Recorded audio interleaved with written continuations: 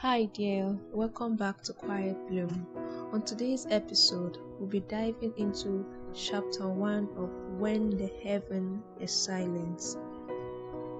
Have you ever looked at the sky and felt like it was ignoring you?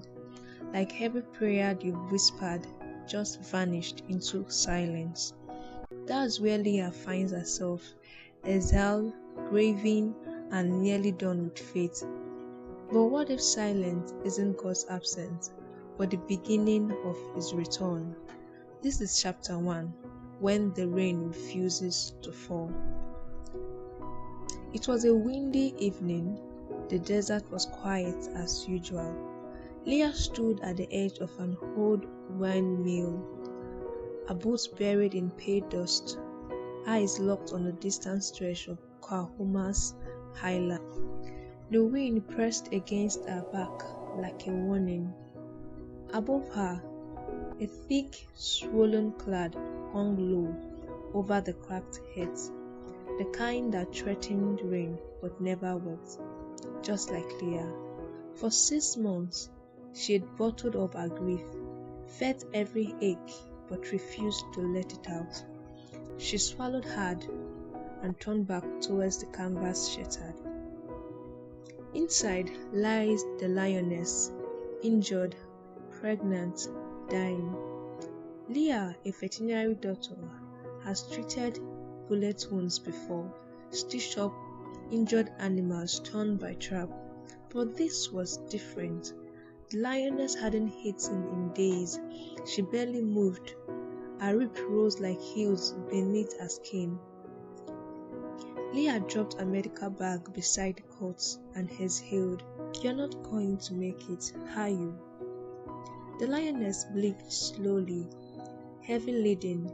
Her body trembled once, then felt still again. I crouched beside her, resting her hand gently against the lioness's warm flank.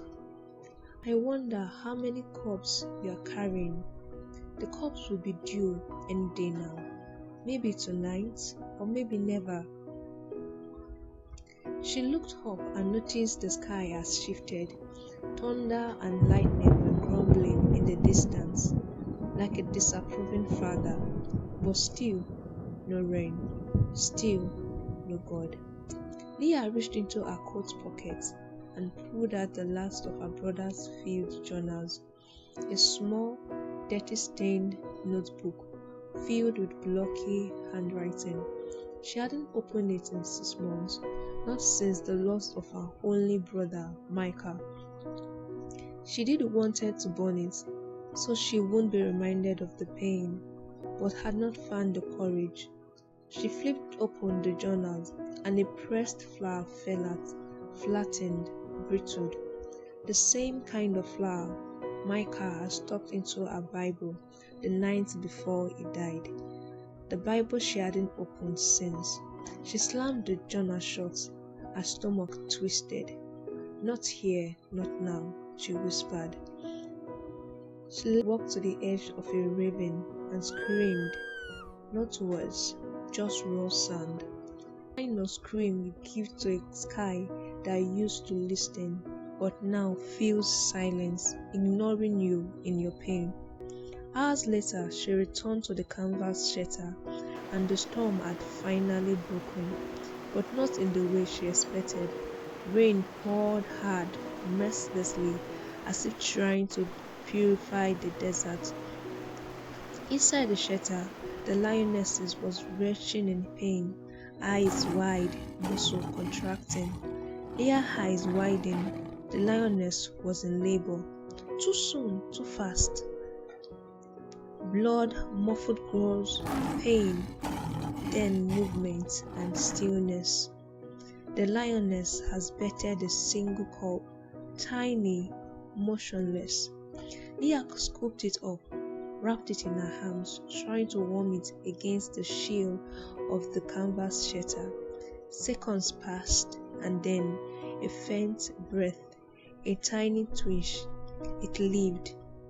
Leah gasped with relief and placed the cub behind its mother. The lioness nuzzled her newborn quickly, eyes half leading, like a mother who did waited too long to hope.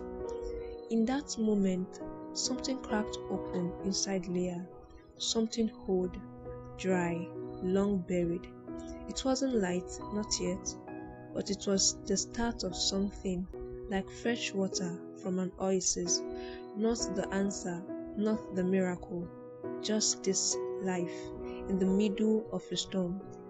Leah collapsed to her knees, soaked through, shaking, and for the first time in months, with no words, no explanations, she whispered, "God, are you still here?"